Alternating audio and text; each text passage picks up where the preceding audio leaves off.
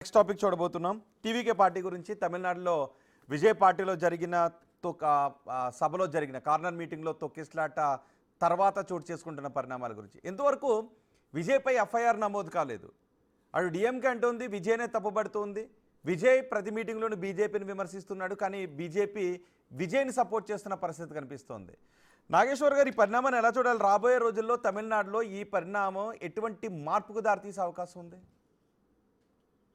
అంటే ఇప్పుడు విజయ్ పైన కేసు ఎఫ్ఐఆర్‌లో పెట్టకపోవటానికి కూడా రాజకీయమే కారణం. విజయ్‌కి మద్దతుగా బీజేపీ, ఏడీఎంకే లాంటి పార్టీలు రావడం కనుక కూడా రాజకీయమే కారణం. ఎందుకంటే వాస్తవంగా విజయ్ పొలిటికల్ పిచ్ చూస్తే డీఎంకేకి వ్యతిరేకంగా, అలాగే బీజేపీకి వ్యతిరేకంగా ఆయన మాట్లాడుతున్నాడు.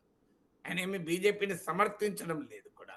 ఇప్పుడే కాదు, మొదటి నుంచి కూడా, ఈవెన్ పార్టీ పెడతారని ప్రకటించక ముందటి నుంచి కూడా విజయ్ వాస్ క్రిటికల్ బీజేపీ మొదటి నుంచి కూడా. సో మీకు కానీ ఇటీవల పరిణామాలు ఏమయ్యాయంటే, ఈ తొక్కిసలాట తర్వాత విజయ్ డిఎంకే ప్రభుత్వాన్ని టార్గెట్ చేస్తూ ఇది కుట్ర, నాపై కుట్ర, మీరు నన్ను టార్గెట్ చేయండి, కావాలంటే నా అభిమానులను టార్గెట్ చేయకూడదు అంటూ తన తప్పును ఏమీ లేదు, ఇదంతా ప్రభుత్వమే కావాలని కుట్ర పని ఈ ఘటనకు కారణమైందని విజయ్ ఆరోపిస్తున్నాడు. చాలా తీవ్రంగా ఆరోపిస్తున్నాడు. దమ్ముంటే నన్ను అరెస్ట్ చేయని సవాల్ కూడా చేస్తున్నాడు. అయినా కూడా డిఎంకే ఎఫ్ఐఆర్‌లో విజయ్ పేరు పెట్టలేదు. పార్టీ స్టేట్ జనరల్ సెక్రటరీ అలాంటి వారిని మాత్రమే కేసులో పెట్టింది. ఎందుకంటే పొలిటికల్‌గా దీన్ని డ్యామేజ్ ఏముంటుంది? విజయ్‌ని అరెస్ట్ చేస్తే వచ్చే నష్టమేంటి? ఎఫ్ఐఆర్ దానిలో పెట్టిన తర్వాత విచారణకు పిలవాలి, అరెస్ట్ చేయాలి. మన అల్లు అర్జున్ వ్యవహారం చూసాం ఇక్కడ. సో అందువల్ల అది పొలిటికల్‌గా ఎన్నికలు రాబోతున్న సమయంలో ఏ రకమైన పర్యవసనాలకు దారి తీస్తుంది అనేది డిఎంకే ప్రభుత్వం కూడా ఆలోచిస్తుంది. అంటే విజయ్ కూడా ఇది వెరీ పాపులర్ యాక్టర్ అని అర్థమైపోయింది. ఆయనకు వస్తున్న జన సమీకరణ రేపు అది ఓట్లుగా మారుతాయో తెలియదు, కానీ జనం వస్తున్నది పాపులర్ యాక్టర్ కనబడుతుంది. అందువల్ల డిఎంకే ఆలోచిస్తుంది. బీజేపీ ఏంటంటే దీంట్లో తలదూర్చి విజయ్‌ని తన వైపు తిప్పుకోవాలి, ఎన్నికలకు ముందైనా ఎన్నికలకు తర్వాత అయినా అని బీజేపీ వ్యూహం. అందుకే మీరు గమనించండి, విజయ్ బీజేపీ పట్ల తీవ్రమైన విమర్శలు చేస్తున్నప్పటికీ కూడా ఈ మొత్తం కరూర్ ఎపిసోడ్‌లో ఎక్కడా కూడా విజయ్‌ది తప్పు లేదు అన్నట్లుగా బీజేపీ వాదిస్తోంది. అన్నామలైని స్టేట్మెంట్ మీరు చూడండి. సో విజయ్ తప్పేంది? తప్పంతా డిఎంకే ప్రభుత్వానిది అని వాదిస్తోంది. మరి తప్పంతా డిఎంకే ప్రభుత్వం ఉంటుందా? విజయ్‌కి పాత్ర ఉండదా? ప్రత్యేకంగా ఫైనాన్స్ మినిస్టర్ నిర్మలా సీతారామన్ వచ్చిపోయారు. అలాగే ఎన్డీఏ ఫ్యాక్ట్ ఫైండింగ్ కమిటీ మీకు పంపించారు హేమమాలిని. మీకు ఇలాంటి వాళ్ళతో కూడినటువంటి వాళ్ళతో ఒక టీములు కూడా మీకు అనురాగ్ ఠాకూర్ లాంటి హై ప్రొఫైల్ ఎంపీస్‌తో కూడినటువంటి టీంను పంపించారు. సో మీకు మణిపూర్‌కి ఇంతవరకు NDA fact finding committee team పోలేదు, కానీ ఇక్కడికి వచ్చారు.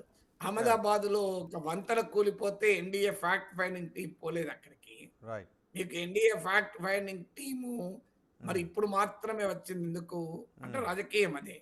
సో అందువల్ల విజయ్‌కి అనుకూలంగా స్పందించుతోంది బీజేపీ కూడా. ఎందుకంటే బీజేపీకి అర్థమైంది ఏంటంటే, అన్నా డిఎంకే గతంలో లాగా బలంగా లేదు. జయలలిత లాంటి కరిస్మాటిక్ లీడర్లు లేరు. అందుకే పళనిస్వామి పైన బీజేపీ ఒత్తిడి తెచ్చింది కూడా.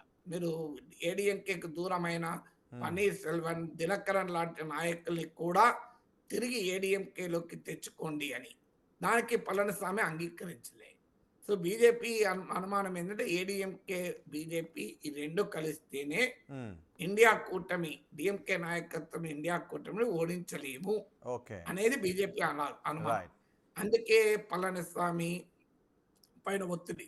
ఎలాగైతే ఆంధ్రప్రదేశ్లో టీడీపీ, జనసేన, బీజేపీ కలిస్తే వైసీపీని ఓడించగలవో, ఇక్కడ కూడా డిఎంకే వ్యతిరేక ఓటు చీలకూడదు అని.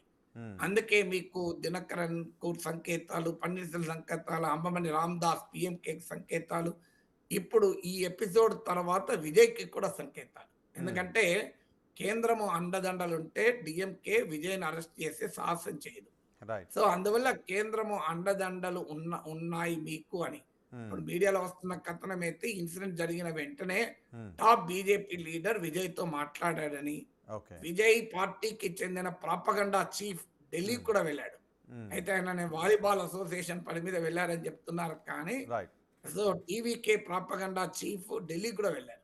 So correct. ఎక్కడో ఒక చోట బీజేపీ ఈ టీవీకే వైపు అవుట్‌రీచ్ మొదలుపెట్టింది. రైట్. అయితే ఇప్పటి వరకైతే విజయ్ బీజేపీతో కలుస్తానని కానీ, ఎన్నికలకు ముందు ఎన్‌డీఏలో చేరుతానని కానీ, ఎన్నికల తర్వాత ఎన్‌డీఏలో కలుస్తానని కానీ ఎక్కడ ఇండికేషన్ ఇవ్వలేదు. అవును. కానీ నమ్మకం ఏంటి అంటే అట్‌లీస్ట్ ఎన్నికలకు ముందు కలవకపోయినా రేపు ఫ్రాగ్మెంటెడ్ వర్డిక్ట్ హంగ్ అసెంబ్లీ వచ్చి ఏ పార్టీకి, ఏ కూటమికి మెజారిటీ రాని పరిస్థితుల్లో గనక విజయ్ గనక కింగ్ మేకర్ అయితే హ్మ్. తమ వైపు తిప్పుకోవటానికి అనుగుణంగా బీజేపీ అడుగులు బీజేపీ వేస్తుంది. వ్యూహం కనిపిస్తుంది. రైట్. మరి చూద్దామండి. డీఎంకే కూడా ముందు జాగ్రత్తగా ఎఫ్ఐఆర్‌లో పెట్టకపోవటానికి కూడా కారణం అదే.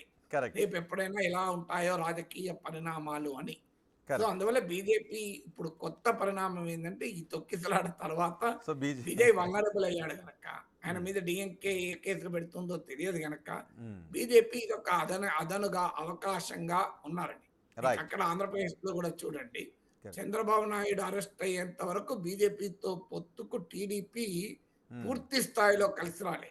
పొత్తు పట్ల ఏదో ఒక రకమైన అవగాహన పట్ల ఆసక్తి చూపినా, ఎక్కడ మైనారిటీ ఓటు పోతుందో ఇలాంటి శషబిషలుండేవి. కరెక్ట్. కానీ ఎప్పుడైతే అరెస్ట్ అయ్యారో చంద్రబాబు నాయుడు వెంటనే బీజేపీతో పొత్తుకు మరింత సానుకూలమయ్యారు. రైట్. సో, తమిళనాడు, ఆంధ్రలో కూడా ఆంధ్రప్రదేశ్ తరహా ఒకవేళ విజయ్‌ని గనక డీఎంకే ప్రభుత్వం అరెస్ట్ చేస్తే తమకు మరింత అనుకూలంగా పరిస్థితులు ఉంటాయని బీజేపీ సో ఆలోచిస్తుంది. బీజేపీ అందువల్ల ఈ వ్యూహాత్మకంగా పొలిటికల్ యెస్. రీఅలైన్‌మెంట్‌కు రంగం సిద్ధమవుతున్నట్టు కనబడుతుంది. రైట్. బీజేపీ ఇక్కడ వ్యూహాత్మకంగా వెళ్తుందని చెప్తున్నా. చూద్దాం మరి ఏం జరుగుతుందో.